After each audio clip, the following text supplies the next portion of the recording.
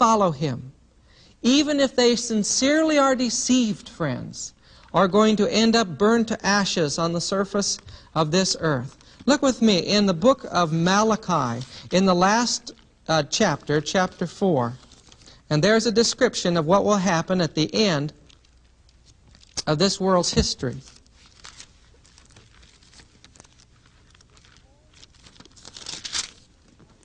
For behold, the day cometh that shall burn as an oven, and all the proud, yea, and all that do wickedly shall be stubble. And the day that cometh shall burn them up, saith the Lord of hosts, that it shall leave them neither root nor branch. But unto you that fear my name shall the Son of Righteousness arise with healing in his wings. And ye shall go forth and grow up as calves in the stall, and ye shall tread down the wicked, for they shall be ashes under the soles of your feet in the day that I shall do this, saith the Lord. There is no future in following Lucifer. Today, and I say that, you know, if I was just talking to Christians, they would say, well, of course I believe that. Why are you presenting this? Because today, Lucifer is a beloved leader among the largest group of religious believers in the world. The worship of Lucifer is witchcraft. And that's the fastest growing movement in the world today. There are many today that are holding the hands of another god who are going to wake up in terror one day. Now you remember the story of Lucifer in the Bible, how he fell from heaven. God announced that he was now the adversary, that's the word Satan.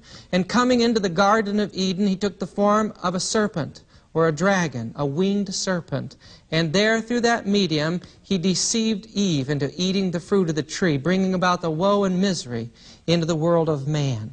But the one thing that's interesting about that is what the serpent said. It said that ye shall not surely die. The teaching of the immortality of the soul has transcended every religious institution. There is very, very few in this world today that believes that when you die, you go to sleep. But this is the number one doctrine that is being used by Satan today to deceive the world. If you would turn with me to the book of Psalms. That'll be Psalms chapter 115. We'll read about what happens to a man when he dies.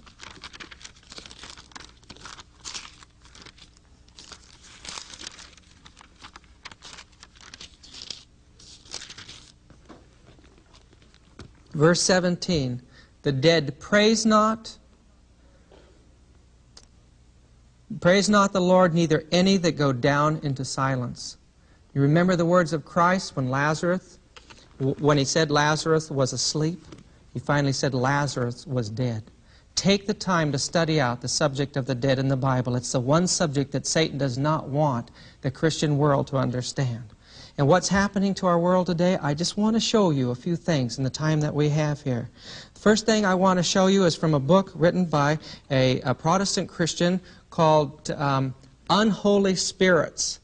In this book, he makes an amazing observation of history. He says this: occultism surfaces as a cultural phenomenon at the end of civilization. And we're experiencing the greatest occult revolution that the world has ever seen in recorded history.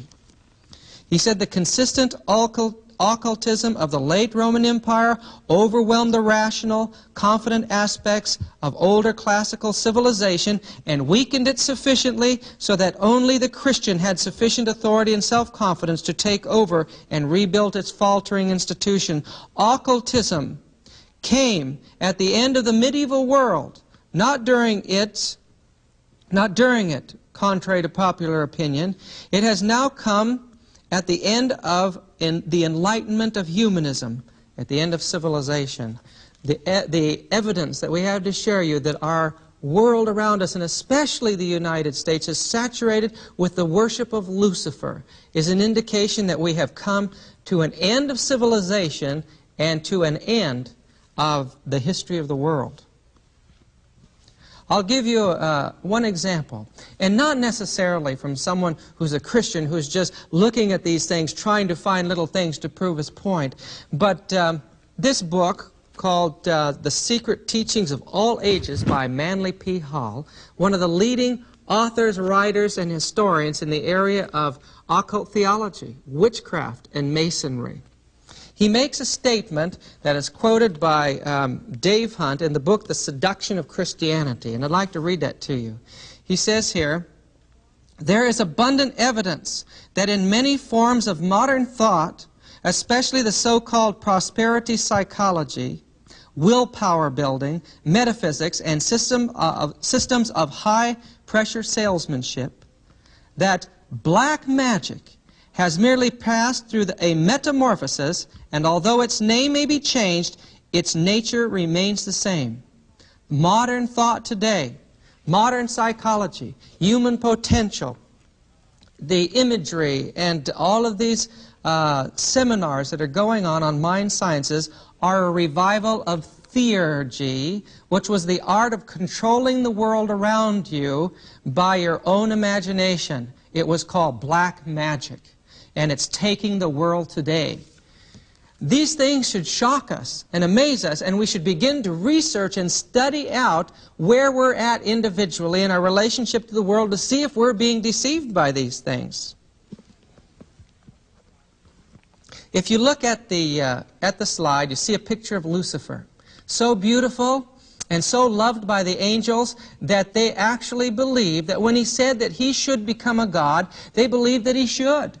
That he should have that opportunity. And when he tried to take the throne of God by force, a third of the angels entered in with him. These beings of tremendous intelligence, with tremendous minds, were able to be deceived by him. What chance do we have if we don't draw close to God? Now, the image of the serpent was used in Eden, and we can see that it has been used in every major pagan culture throughout the world ever since. Look at this quotation from a Mason, one of the leading Masons, a man by the name of Pearson.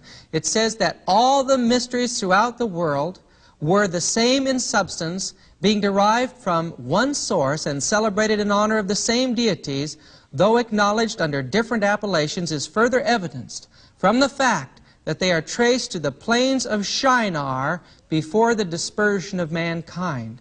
As we go to the plains of Shinar, we find that the head god of the pantheon of Babylonian deities, the head demon, the word demon meant the spirit of the dead.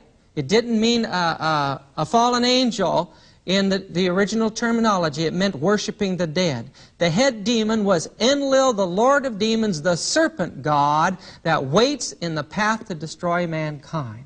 You see, the Babylonians did not believe you have to worship a good god, but you must worship the destroyer to placate him. The entire system of Luciferian worship, the Luciferian conspiracy, originated around a fear religion, a fear of death.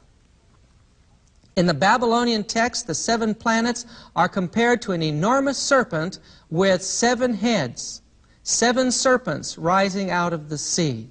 No accident here. The serpent can only be traced back to Eden.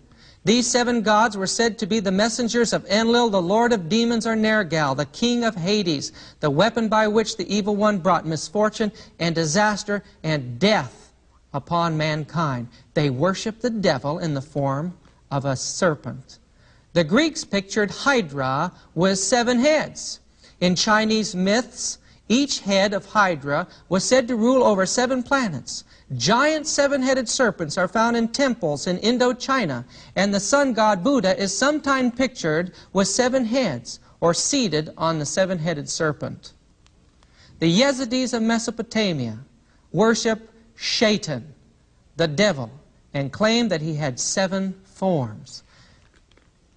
In India, Juggernaut is sometimes pictured as a 7-headed dragon. Krishna and other Hindu deities are all pictured seated on or canopied by 7-headed serpents.